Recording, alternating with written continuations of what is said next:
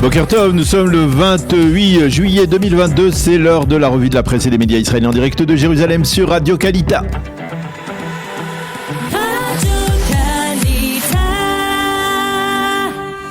Radio J, la revue de la presse israélienne, en direct de nos studios de Jérusalem. Et à Jérusalem, nous retrouvons notre correspondant Daniel Haïk ce matin. Daniel, et nous commençons cette revue par les conclusions du rapport du contrôleur de l'État sur l'opération Gardien du Mur et les émeutes dans les villes mixtes de l'an dernier.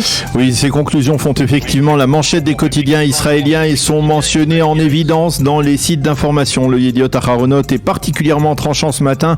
Les leçons n'ont pas été tirées. Par conséquent, les rues de ces villes mixtes risquent à nouveau de flamber, titre le journal ce matin.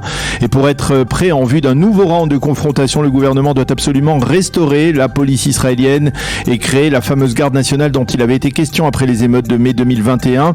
Le Israël Hayom, lui, cite des habitants de ces villes mixtes qui affirment la police a échoué et nous en payons le prix. Le rapport du contrôleur de l'État fait état d'une pénurie de policiers qui a empêché de maîtriser les émeutes, par exemple à Akko et à Lod, des services de renseignement également déficients et des moyens de disperser les manifestations qui n'étaient pas à la hauteur.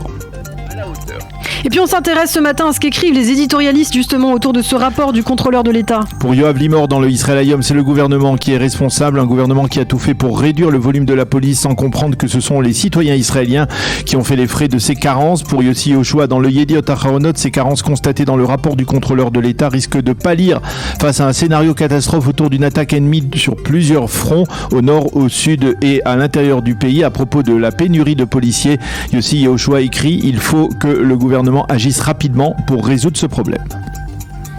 Et justement, à propos de scénario catastrophe, le Israël Hayom consacre sa manchette ce matin à un autre dossier sécuritaire, cette fois dans le nord du pays. Oui, le quotidien gratuit évoque ce matin la construction actuelle le long de la frontière entre Israël et le Liban d'une barrière de sécurité en béton. Il s'avère que les habitants des localités frontalières d'Israël, dans le nord du pays, sont mécontents de cette barrière. Nous avons l'impression d'être dans une prison, affirme-t-il. Nous nous sentons totalement étranglés. Ils expliquent que déjà actuellement, une telle barrière de béton n'est pas efficace et qu'elle n'arrêtera pas par exemple les drones du Hezbollah qui peuvent sans problème pénétrer en territoire israélien. L'amiral Eliezer Marom, ancien commandant de la marine israélienne, explique dans son éditorial ce matin dans le Israël Hayom que le leader du Hezbollah, Hassan Nasrallah, qui a prononcé cette semaine un discours important à l'occasion du 40e anniversaire de son mouvement, est conscient de la faiblesse actuelle des Américains dans la région. Le camouflet que les Saoudiens ont infligé à Joe Biden ne lui ont pas échappé et il sait également qu'Israël est en période électorale, donc moins prompt à se lancer dans une opération militaire contre le Hezbollah et donc il en profite et se permet de menacer et de lancer des ultimatums. Et puis dans les quotidiens israéliens ce matin, on parle des élections avec une tentative de restaurer le parti Yamina.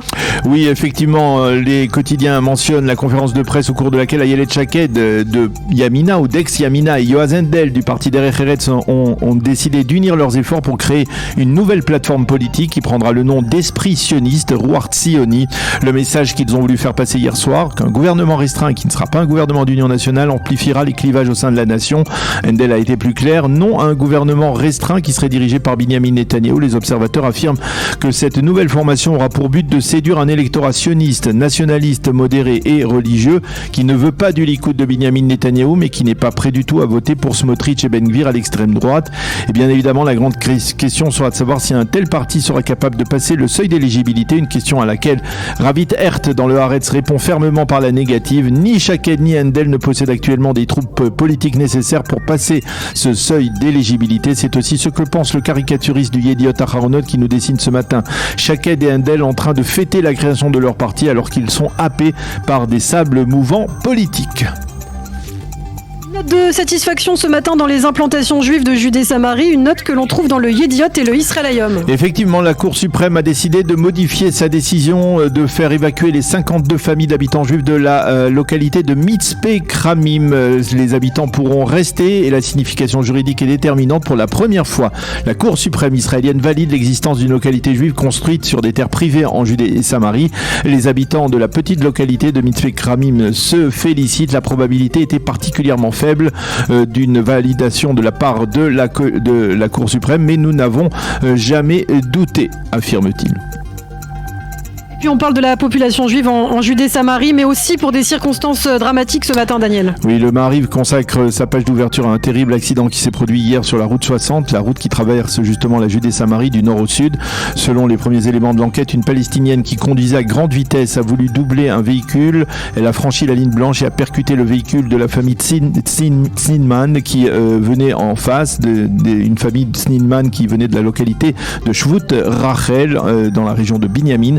À bord de ce véhicule, une mère et ses 4 enfants. Le petit Matan, 6 ans, a été très grièvement blessé. Il a succombé à ses blessures peu après son admission à l'hôpital Hadassah. Sa sœur de 12 ans est grièvement blessée. Sa mère également sérieusement touchée. Le site N12 ouvre aussi sa première page sur ce drame avec une photo de la famille Sneedman.